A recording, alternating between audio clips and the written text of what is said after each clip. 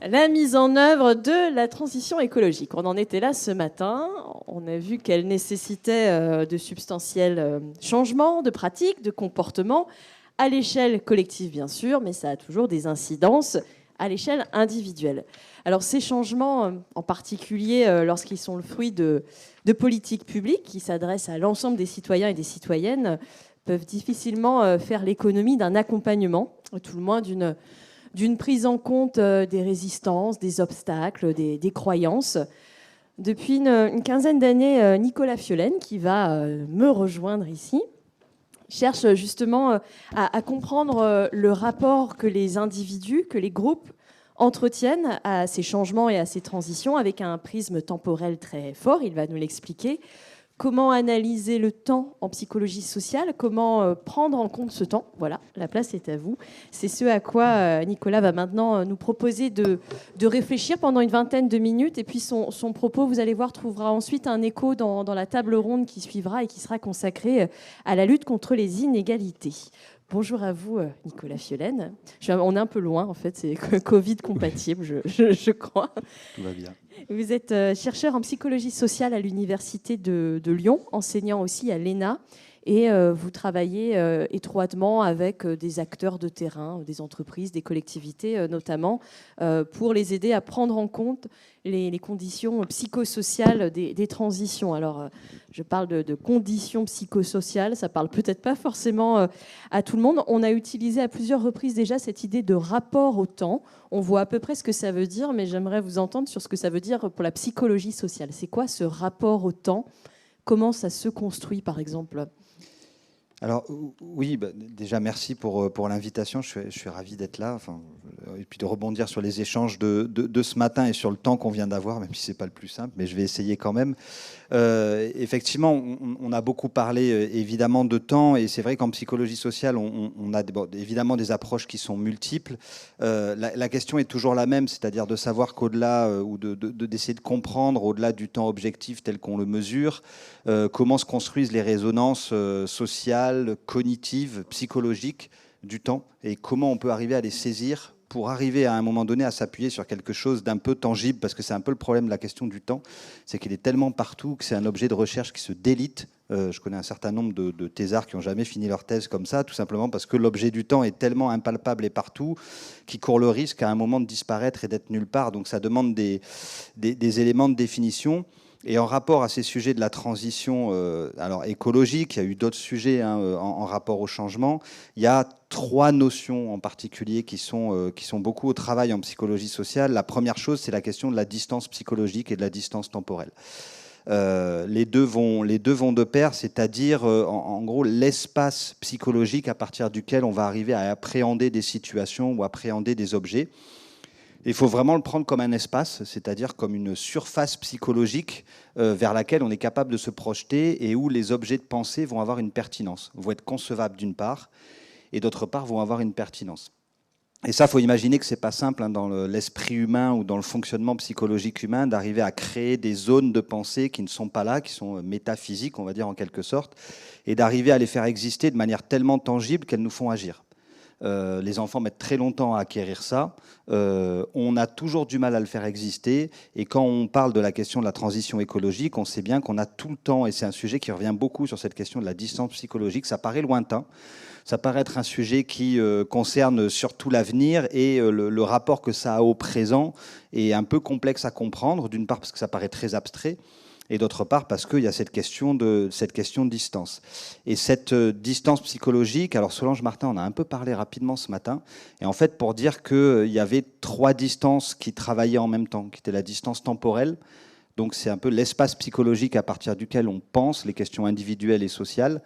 La distance sociale, qui est effectivement l'ampleur de la surface sociale qui est impliquée dans nos modes de pensée. On peut se concentrer sur un petit groupe, on peut à des moments être complètement concentré sur soi, ou au contraire être en permanence connecté avec l'ordre humain dans sa généralité. Et puis la dimension spatiale, c'est-à-dire qu'on se projette dans des espaces qui sont des espaces plus ou moins lointains, ou plus ou moins proches, et plus ou moins ouverts, ou plus ou moins fermés.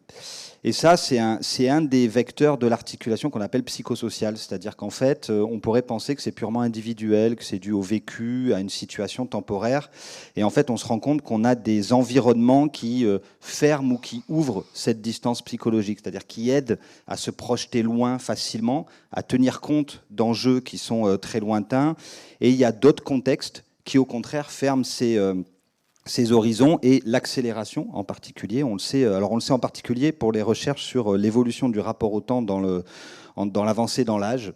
C'est-à-dire qu'il y a un constat qui est universel, qui est celui que le temps passe plus vite au fur et à mesure où on gagne en âge, et au fur et à mesure où l'imminence, même abstraite, de la fin devient un peu plus tangible, et on a une très très forte accélération.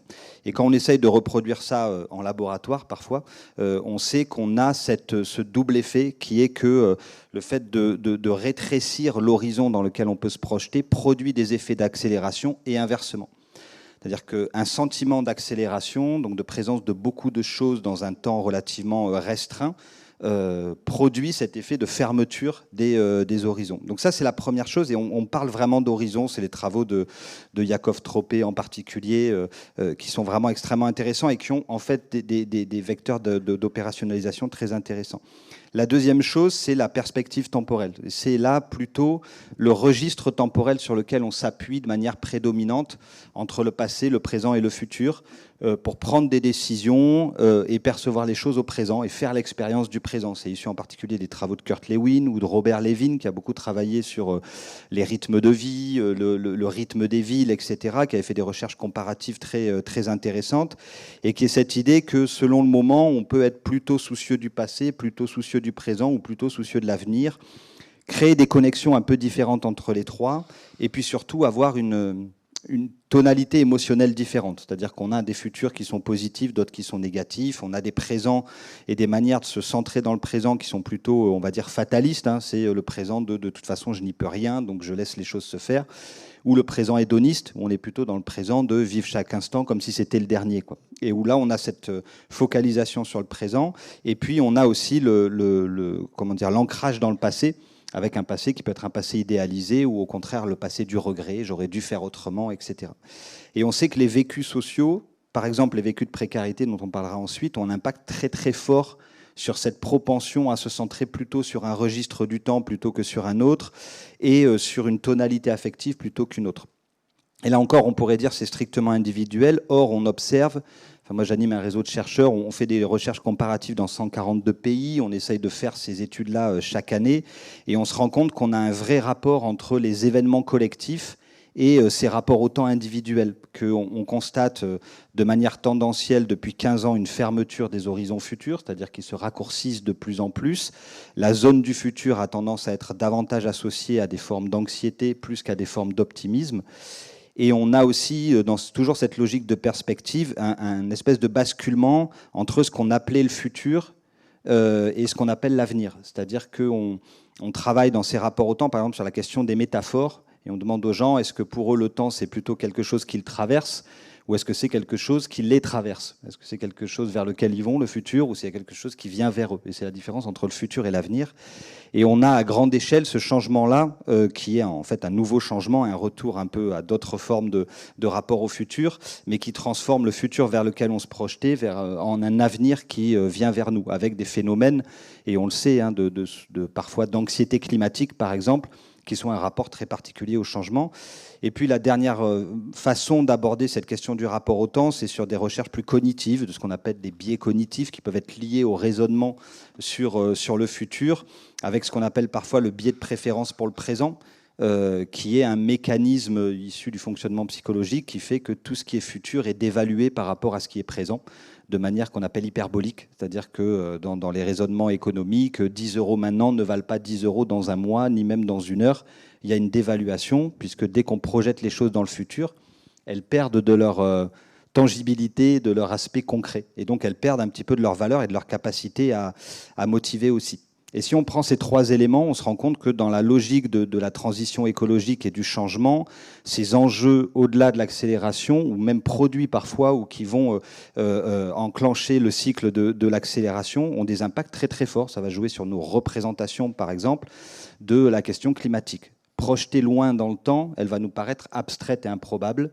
Et il suffira que quelque chose nous la rende un petit peu moins distante pour que les formes de représentation deviennent concrètes et un peu plus certaines. Et on sait que, par exemple, sur la distance psychologique, les travaux sur l'adaptation au changement climatique, donc des démarches citoyennes autour de comment on va s'adapter, en fait, préparent moins à l'adaptation qu'à l'atténuation. C'est-à-dire qu'elles produisent un effet de mise en concret, de rétrécissement de la distance psychologique, qui fait que tout à coup, ces questions apparaissent tangibles et du coup arrivent à être moteurs de comportement assez quotidiens et assez concrets. Et puis on a une dernière chose, mais qui est ce qu'on appelle les métacognitions temporelles, c'est-à-dire une forme de ce qu'on commence à appeler une intelligence temporelle, un peu au même titre que l'intelligence émotionnelle. C'est notre capacité à comprendre dans quelle disposition vis-à-vis du temps à un moment on peut être, sur ces effets de distance, de perspective, de biais cognitifs, d'arriver à analyser ce que la situation implique en termes temporels. Est-ce qu'on est dans une forme d'urgence ou est-ce qu'au contraire on est dans une forme de raisonnement qui nécessite la prise en compte d'enjeux beaucoup plus futurs, et une capacité à activer un système de pensée qui est un système qu'on appelle inhibiteur, c'est-à-dire qui résiste un peu à l'impulsivité et qui est capable quelque part de freiner en quelque sorte le temps. C'est-à-dire on a beaucoup parlé ce matin de toutes ces stimulations qui s'ajoutent, en particulier dans le numérique, etc., et qui activent des capacités à résister un peu à ces stimulations. Et je répète, on est en psychologie sociale, donc ces 2 éléments-là sont valables à la fois au niveau individuel et au niveau collectif. Et au niveau collectif, pas simplement dans des cultures organisationnelles, par exemple, mais dans du design, dans de l'architecture, dans des formes que peuvent prendre des espaces, des objets. On se rend compte que tous ces éléments qui sont conçus avec une certaine intention vont produire de certains rapports au temps, ou au contraire vont permettre, par exemple, de procéder à des effets de ralentissement par des ouvertures de distance, par exemple. En tout cas, ce rapport au temps, donc en fonction des configurations, va pouvoir être un obstacle, ou au contraire pouvoir favoriser les transitions. Est-ce que vous pourriez nous donner des exemples de... J'imagine que vous exposez ce que vous venez de nous dire aux décideurs publics, par exemple, que vous accompagnez. Sur quoi vous attirez leur attention? Qu'est-ce qu'ils peuvent prendre en compte pour penser des politiques publiques qui vont pouvoir éviter l'écueil qui serait que ce rapport au temps deviendra un obstacle, voire vouerait à l'échec l'action qu'on entend mener? Alors, il y a plusieurs niveaux. Alors déjà, la sensibilité au temps pour les acteurs publics, et puis surtout pour la haute administration, qui a une temporalité qui est quand même très très particulière. Cette simple initiation, le fait que cette dimension qui est parfois un peu cachée devienne un peu plus explicite, qu'on sache la repérer non seulement dans l'objectivité des rythmes du temps ou des structures du temps, mais aussi dans la subjectivité des vécus un peu différentiels et des pressions temporelles qu'on est capable de produire au niveau, par exemple, d'une métropole. Pourquoi pas? Parce qu'on va mettre à l'agenda politique quelque chose qui demande à ce qu'on avance, avec certaines formes d'échéance, et on va jouer avec une forme de temporalité qui va créer une forme, elle aussi, de précipitation. De la même façon, on peut sensibiliser les acteurs publics à la prise en compte de ces questions temporelles dans l'aménagement, mais non seulement sous la forme de gestion de flux, par exemple, ou de cadencement ou de synchronisation, mais aussi sur la capacité des espaces à produire effectivement une forme de ralentissement et ce qu'on appelle l'apaisement, mais qu'est-ce qui signifie à un niveau cognitif et à un niveau psychologique. Ça permet aussi d'attirer, mais on en parlera tout à l'heure, mais d'attirer un peu l'attention sur les formes d'inégalité qui peuvent se construire dans les politiques publiques par une forme, par exemple, de communication sur ces enjeux-là. Communication qui peuvent consister assez souvent à dire, ben voilà, il faut qu'on fasse des sacrifices dans le présent pour des bénéfices qui seraient des bénéfices futurs et qui ont des impacts qui sont très variables en fonction des personnes et qui peuvent laisser sur le bord du chemin de la transition un certain nombre de publics qui ne vont pas être sensibles à cette forme d'argumentation, qui seraient presque sensibles à l'argumentation inverse, c'est-à-dire les bénéfices sont immédiats et les coûts sont plutôt futurs. Et donc sur la question de la distance psychologique, effectivement c'est compliqué, et à vrai dire ce champ-là est un peu un champ de bataille, puisqu'on se demande ce qu'il faut faire. Il y a plusieurs possibilités. acter le fait qu'on est dans des environnements où cette distance psychologique se ferme petit à petit, de plus en plus, à la fois au niveau temporel par des phénomènes d'accélération, au niveau social par des phénomènes de bulles de filtre et de cloisonnement urbain, et au niveau spatial par des effets qui sont des effets de restriction des circulations. Alors on a des circulations à grande vitesse qui vont très loin, mais on a des circulations de proximité qui peuvent se fermer, par exemple, sur certaines trajectoires hyper répétitives. Et le mode de l'exploration urbaine dans des endroits qu'on ne connaît pas très bien se rétrécir aussi petit à petit. Donc on a des effets comme ça. Donc est-ce qu'il faut en prendre acte et faire de la question de la transition écologique une question concrète, immédiate et proche ? Ou est-ce qu'au contraire, il faut essayer de travailler à développer ce sens d'un espace très élargi, d'une distance psychologique très grande, au risque de rendre les sujets très abstraits? Donc il y a un peu ce sujet-là et qui relève à la fois de la norme, c'est-à-dire qu'est-ce qui va irriguer les discours à un moment donné en termes de temporalité, discours politique, discours de l'administration, les droits et les réglementations qui sont mises en place. C'est aussi la question de la perspective temporelle, dans le sens où comment on fait cet équilibre quand on accompagne le changement entre le passé, le présent et le futur. Est-ce qu'on crée des continuités ou est-ce qu'on veut absolument dire que tout sera nouveau et rien ne sera pareil demain? Et ça crée des effets de passage et d'incertitude, de démultiplication de l'incertitude qui pose aussi un certain nombre d'enjeux et de difficultés. Et puis la question des incitations aussi. C'est-à-dire qu'on pourrait dire que réduire la distance psychologique, c'est aussi arriver à faire percevoir, et on en a parlé ce matin, ça a été évoqué en tout cas de manière assez immédiate, les conséquences de comportements qui ont l'air individuels, qui ont l'air de relever d'un choix personnel, alors qu'en fait, c'est des dynamiques sociales. Mais comment faire apparaître ces dynamiques sociales?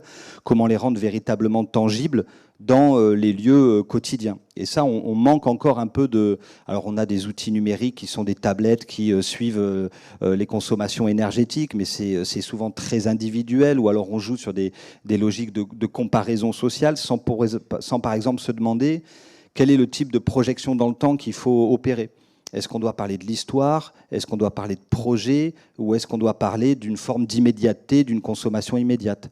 Et ça, en termes de design graphique, par exemple, ça n'a rien à voir. On ne fait pas du tout la même chose selon ce qu'on veut, quel type de temporalité on veut mettre en avant, qui va être plus ou moins en cohérence avec tel type de comportement. La flexibilité n'a rien à voir avec la sobriété, par exemple.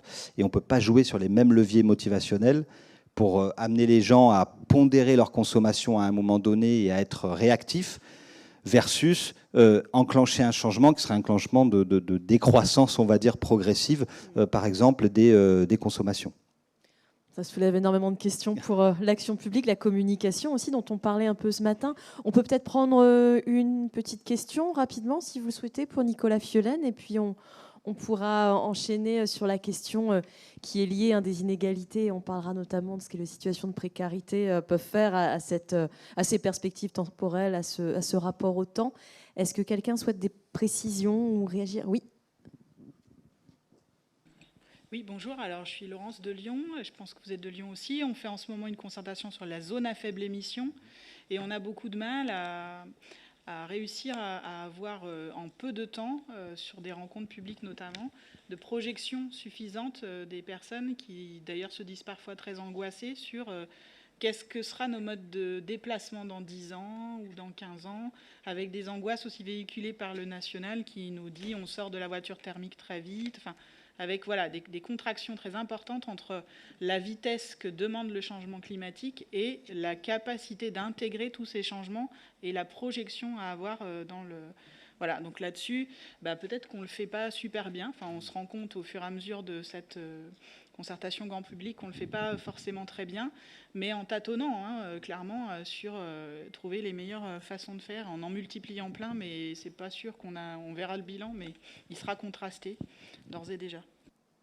Alors, c'est vraiment intéressant parce que sur la ZFE, on a travaillé avec une ville, une métropole pas loin, mais sur ces questions de temporalité, d'urgence et d'arriver à remettre des espèces de jalons qui ouvrent un tout petit peu parce que le sentiment d'imminence subie crée des réactions très fortes et rend les dimensions de justice et d'injustice ultra sensibles. Alors là, il y a différentes choses. Il y a un espèce de pari, et c'est là où je disais que la recherche est un peu un champ de bataille, c'est-à-dire on pourrait se dire, essayons de jouer sur cette dimension du présent, vraiment du présent, et on va en parler au présent, et on va traiter ça au présent, et on va arrêter de projeter les choses dans l'avenir, parce que cet avenir-là, il est non seulement incertain, mais quelque part, il bloque l'action, parce qu'il fait émerger des perspectives qui sont tellement décalées par rapport au quotidien, que ça crée un niveau de changement, une marge de changement tellement forte qu'on se dit, faisons au présent, faisons dans le plaisir du présent, dans la concertation et la discussion au présent, mais sans forcément projeter vers l'avenir.